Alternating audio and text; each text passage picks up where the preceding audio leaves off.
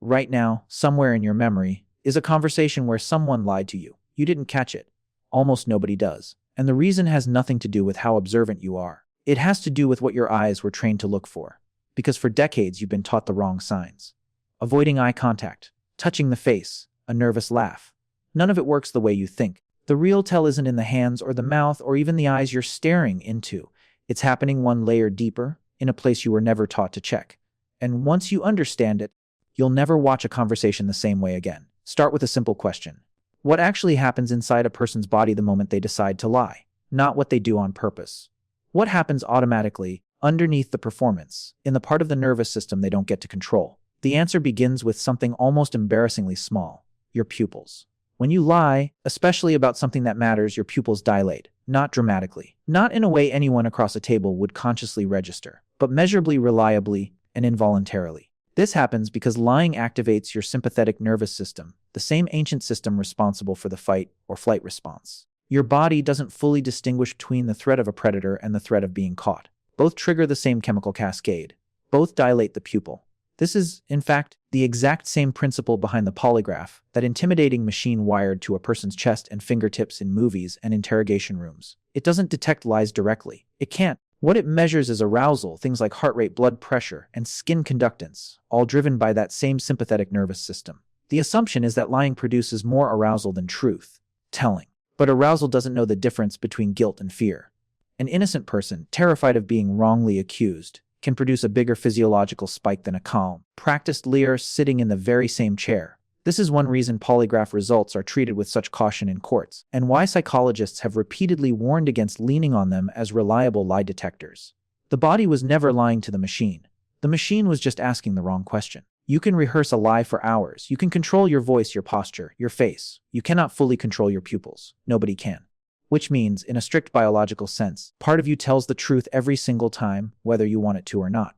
So why don't we catch liars constantly if the body is broadcasting the truth right in front of our faces? Here's where the story gets stranger. For decades, psychologist DePaulo has studied deception more thoroughly than almost anyone alive. In a massive analysis combining more than 100 separate studies, she and her colleagues tested nearly every behavior people associate with lying: avoiding eye contact, fidgeting, stammering, touching the nose.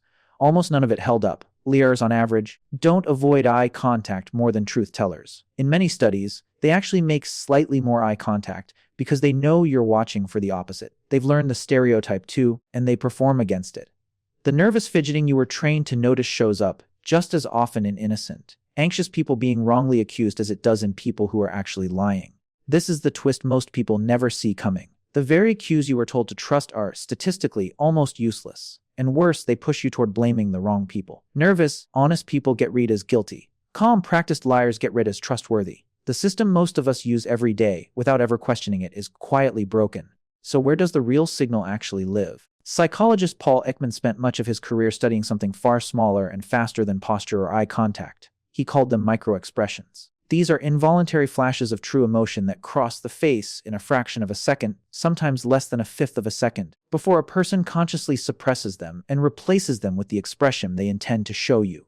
A flicker of fear before the polite smile. A flash of contempt before the reassuring nod. Your conscious mind almost never catches these on its own.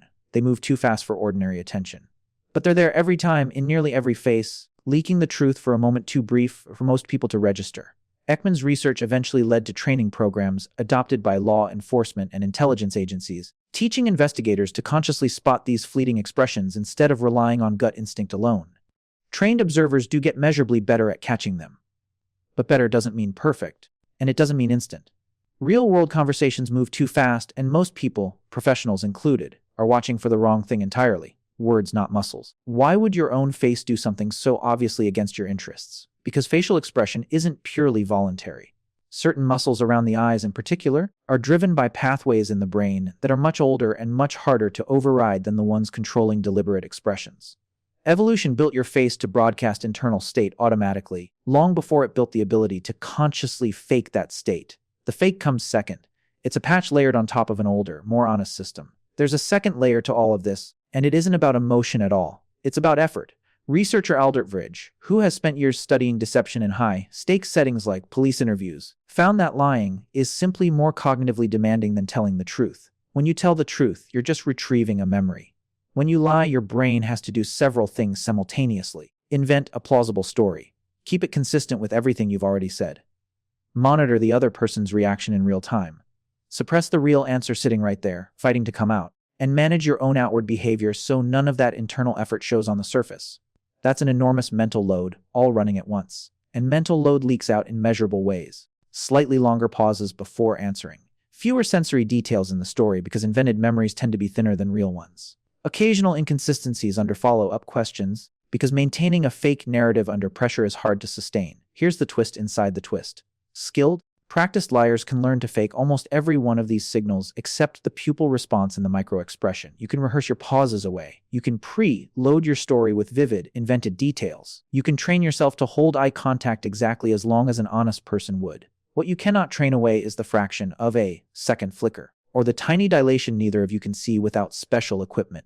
This is part of why trained professionals, people whose entire job is catching liars, aren't dramatically better at it than anyone else. Multiple studies, including work reviewed by Vrij, have found that police officers, judges, and customs agents perform only slightly above chance when asked to judge honesty from behavior alone, hovering not far past a coin flip in accuracy. Confidence in the skill and actual skill turn out to be almost unrelated to each other. Think about what that means for your own life. Every time you felt certain someone was lying because they seemed off, you were very possibly wrong.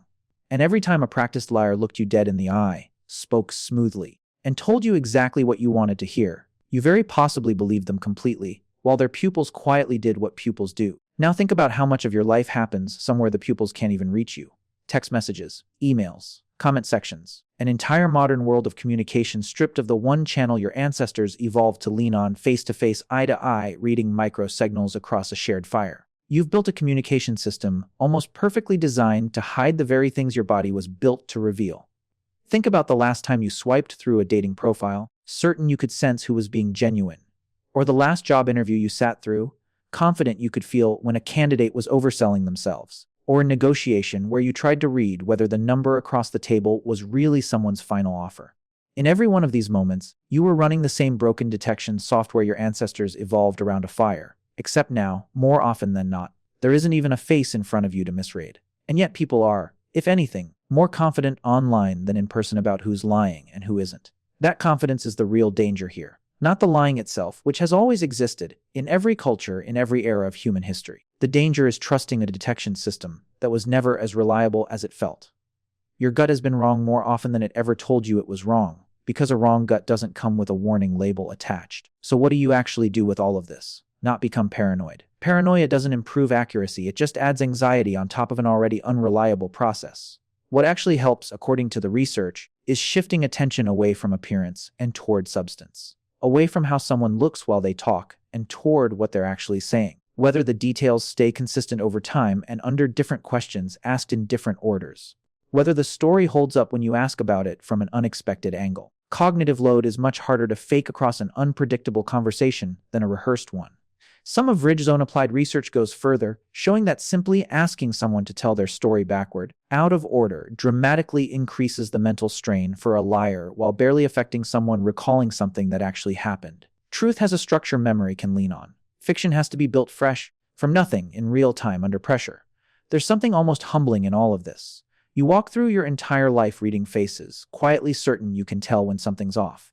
And the truth is, your instincts were trained on myths, half of which research has quietly dismantled over the last several decades. Meanwhile, the real signal was never something you could consciously see in the first place. It was always happening at a scale your naked eye was never built to catch. Somewhere today, or sometime this week, someone will look you directly in the eye and tell you something that isn't true. Their voice won't shake. Their hands won't fidget. Nothing about their performance will give them away, because they've learned, consciously or not, exactly what you're watching for. But underneath all of it, for a fraction of a second too fast for you to consciously register, their pupils will widen. A flicker of muscle around their eyes will move in a pattern they didn't choose and can't fully stop. Their body will tell the truth, quietly, privately, to no one paying close enough attention to notice. You already lived through that exact moment, more than once. You just never noticed your body doing what it does every time someone lies to you, catching the truth, and letting it go completely unread.